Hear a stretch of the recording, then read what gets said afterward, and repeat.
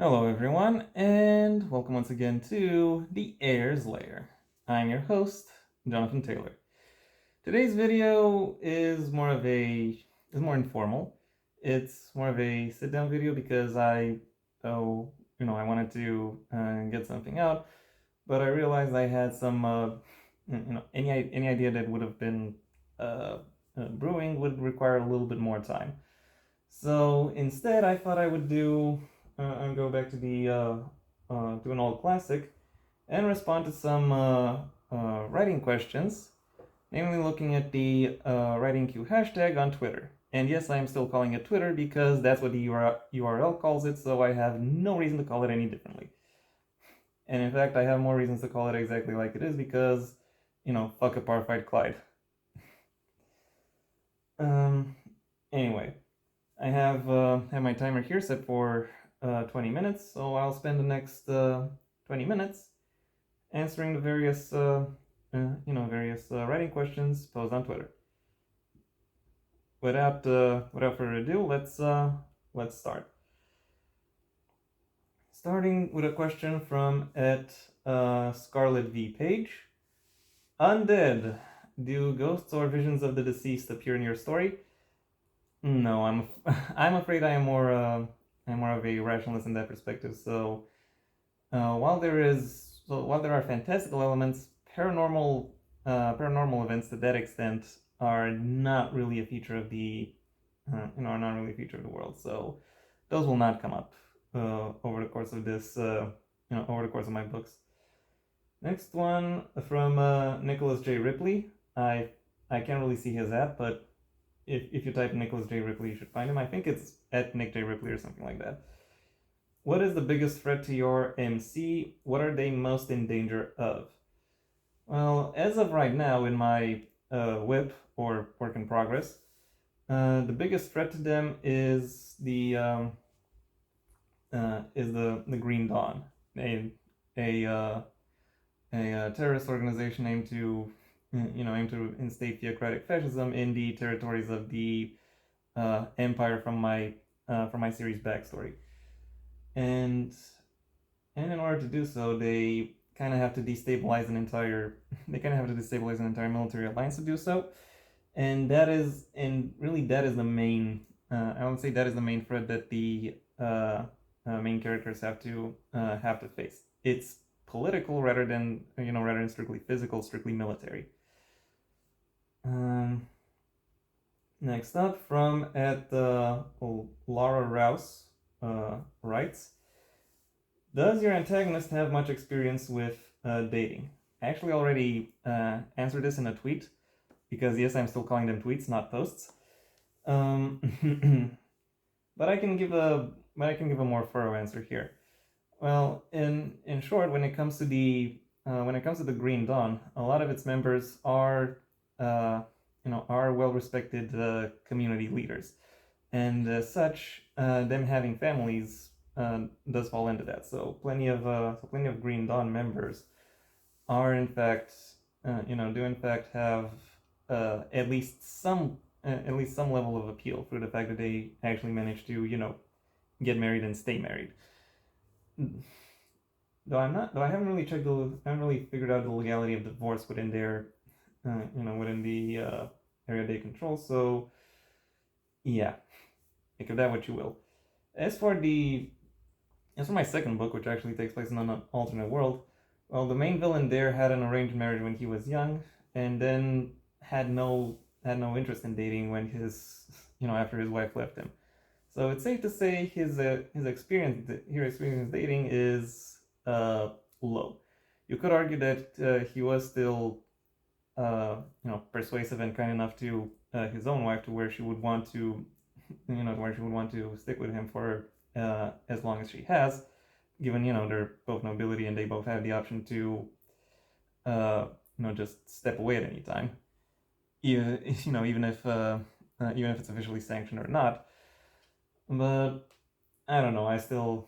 Uh, I still find uh, the other possibility. But I still think dating isn't really about dating when you're already or going on dates when you're already in a couple. It's about being able to draw the attention of other people. And to that end, I think it's safe to say that the main antagonist of book two, Emperor Harold Stackton, uh, has external factors that really lead to him. They really lead to him being interesting, not directly related to how he manages his charisma in terms of dates.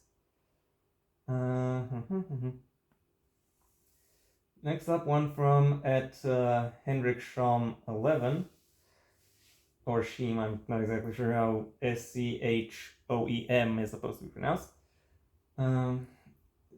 This question is: our MC skills only get them so far. Where does your MC get their equipment from? Well, they are military, so they do get some level of equipment, but really that level of equipment just really is just related to what they wear, because in in many other directions they just have they have magical ability, and the strongest magic users in the setting can like level a mountain or destroy destroy cities with 500,000 people in them. So so they arguably don't really need a lot of equipment. And even though, okay, it's actually only very few people who have that level of power potential to them, but uh, plenty of others have have outstanding destructive capabilities. I assume I assume the military is sorry. I assume there is some level of military logistics that would they would give them more equipment should they become necessary. Given that two of my MCs are actually are actually in the Navy and the Air Force, so they do have to there's that aspect that they have uh, equipment, vehicles they have to handle, but again those are provided by the by the military industrial complex insofar as it exists within the setting. Next up, another one from Nick Ripley. Has your MC ever had to deal with a less than pleasant authority figure? Yes, very much so. That aspect, however, becomes more pronounced in the second book than it is in the in the main series, where I'm not gonna say everyone is. I'm not gonna say everyone in that in the main series is is a perfectly reasonable and a model leader, but I will say they are less likely to go out of their way to screw someone over, because let's be honest, I think a lot of militaries realize that you don't want anything to do with assholes, even if they're good at their job. They're good at their job. Their job at an individual level. The task of the military mainly revolves around working together to accomplish a grander goal. So to that extent, being an asshole does not benefit you. Though you can still showcase some moments of assholery if you're otherwise decent. Another one from Nick Ripley. Damn, this man is proficient. Okay, one more, and then I'm gonna skip over his questions. What is your MC's temper like? Well, let's see. Martha can be quite vicious. Elizabeth is overall quite even keeled until she reaches a breaking point, at which case I can really make no promises. Julia is hit or miss. There are some aspects that really set her off, but there are others where she is more where she is more indifferent. And there are aspects, and also given they are training or receiving education to become military officers, they are becoming more even keeled, more measured within their judgments. And the final MC, Victor, is not cool as a cucumber exactly, but pretty close to that.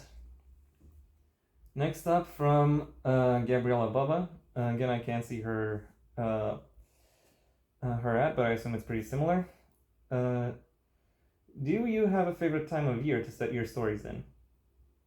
As of right now, the answer is no, or at least when it comes to the at least when it comes to the to my fantasy writing, I can't really say I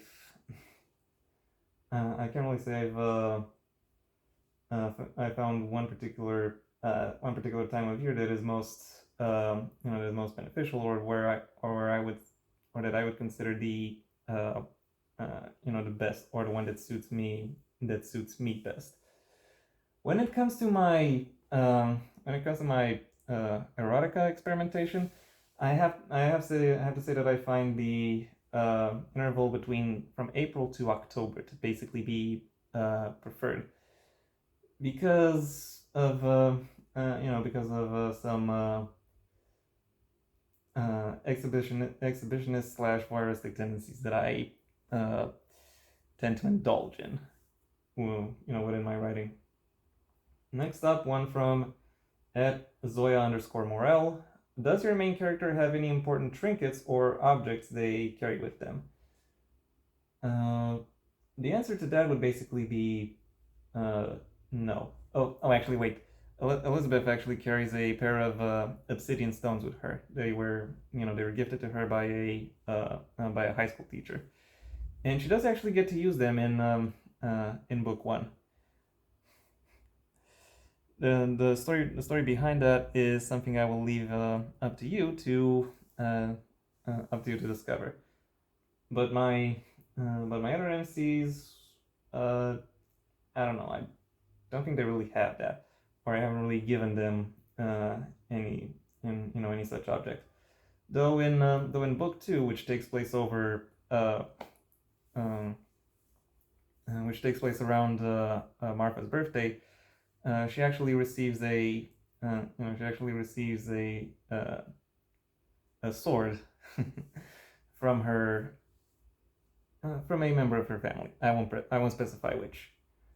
And if you're wondering why a sword, well, the book explains it. So I very much suggest you go ahead and check that out. Next up, from at Boldic V.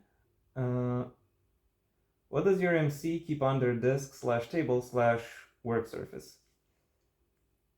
I don't think I've actually specified anything like that, so I'm skipping over this. Next one from at the Ramna Hall. Are there any animal characters in your story? No. Again, it's a military story, and while it's not uncommon for military bases or various units or regiments to have like pets or mascots, I haven't included any of that within my story. I probably because I still have this impression of that, because my characters are in the military, they would travel a lot. At least in the beginning, when they're getting to grips with with the rigors of their profession. So diverting any interest towards that would kind of take away from the main story. Next up, from at Just Grace Writes, could your MC be attracted to someone they disliked? Okay. Well, obviously, perhaps not romantically attracted, but I imagine sexual attraction would not be out of the question. Perhaps for Julia, I could see her being attracted to someone she dislikes, but beyond that, I really can't say. Another one from at Baldic V. A question for the question themed around the Ides of March, which, as of the time of this recording, was yesterday. Who in your MC circle is the most likely to stab them? And does the MC realize it? Well, this is actually uh, this is a tricky question because pretty much everyone in the MC circle is either immediate family or also military personnel, and they as of right now don't really have any reason to stab each other because they're facing off against a common threat. My long-term plans for this series do actually involve uh, some gray areas, some blurred lines, in terms of the duties that uh, um, that a military is supposed to carry out, there and there might be some level of betrayal that that also plays a role there. But again, this is in the long term future of the story, so I haven't so I can only gesture vaguely towards what I'm talking about. Next one from at Myrna0722. If you could meet your MC, what would you do together? Well, I imagine with Martha and Elizabeth, the answer would basically be uh, museum trips and and maybe some tabletop gaming. For Julia, the answer would be long walks in the park, and and maybe going on some kind of going on a spree of carnival games, assuming there's a carnival around the time. And with Victor, I think we would just kind of sit in quiet contemplation and like have drinks and discuss the meaning of life, something like that. Next up, from at Z Prospero, if your MC had a nightmare, what would be happening in it? Well, one of my MCs actually has a nightmare during the debut. So because the answer to this question is plot relevant, at least to some extent, I will instead gesture towards my just can't talk anymore. Gesture towards my debut and tell you to find the answer there.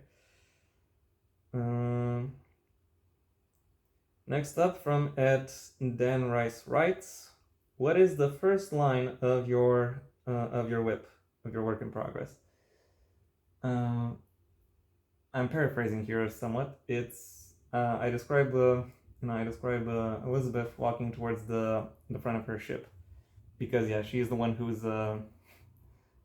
in the Navy and walks up to the front of her ship to sort of clear her head after a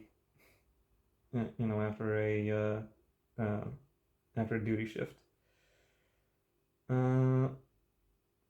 Next up from at Lara Rouse writes, does your MC have much experience with dating?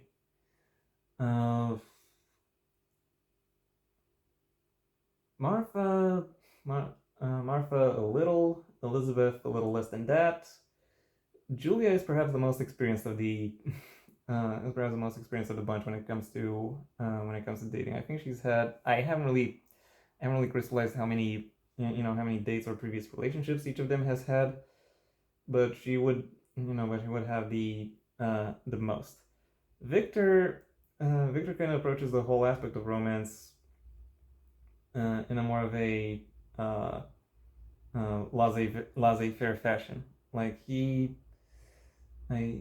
always thought he would find love of his life, get married, and just kind of just kind of spend his time with her. So anything beyond that only really occurs to him over the course of the first book. Next up, another question from Ed Dharamna Hall, who asks, what is the theme behind your story? What inspired this theme? Well, okay, this is one I've already answered in a tweet, but so I'm just gonna repeat myself here. My the main theme I typically go for uh, is uh, finding oneself, or at least that is the theme that the current stage of the series is at. Figuring out what it is that what it is that makes you distinctive, and what it is that you bring to a to a larger social group. If we're talking about the series as a whole, it's basically an extrapolation from that. It's about how it's about the intersection between authority and responsibility. It's about and it's about what effective and correct use of power in society actually looks like. Next up, from at Wrestling with Words LLC, Karen Thompson. I can't see this person's at. In what ways are your main characters similar to their parents? Well, I already read this question, so I'm gonna answer it.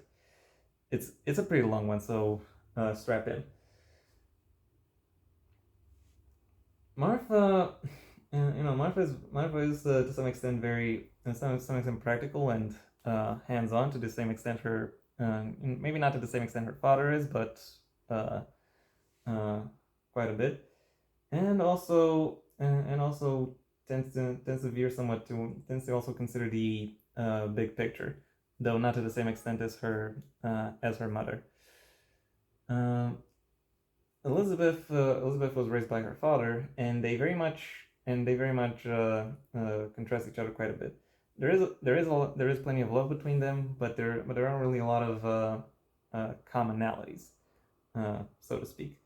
Other than maybe the importance they give towards self care.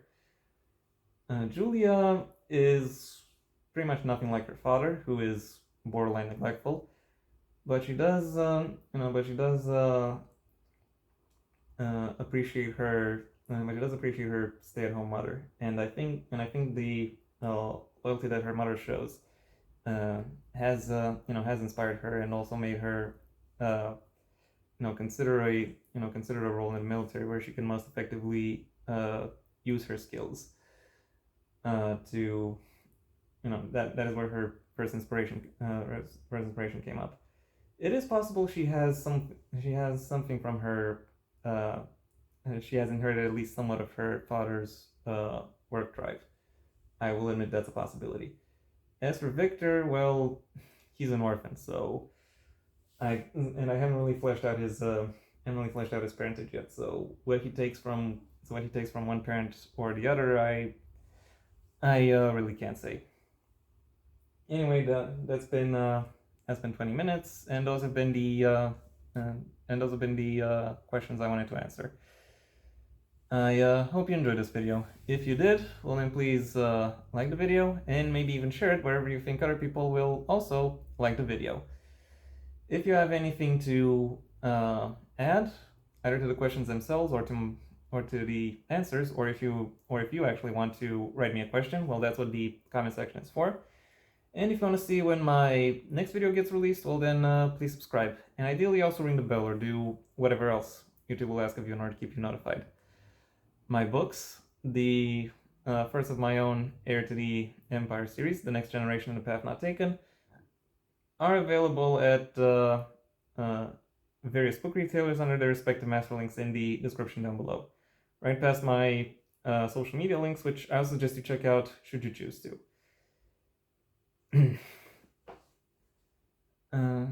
Alternatively, you have the option of supporting me on Patreon, where depending on the level at which you pledge, you'll receive various perks, the specifics of which I'll allow you to discover for yourselves. And also I have a second channel where this kind of unscripted content, though on more random stuff, tends to come up just a little bit more often. So if you want to hear me talk, somewhat less unfiltered, somewhat less structured, that is the main place where you can where you can encounter that. Alternatively, you can stay on this channel and go through my extensive backlog of lore videos, writing advice, as well as book reviews, if that interests you. Or you can do whatever else you want with your day, because after all, it is your day. Until next time, I am Jonathan Taylor, and this has been the Heir's Lair.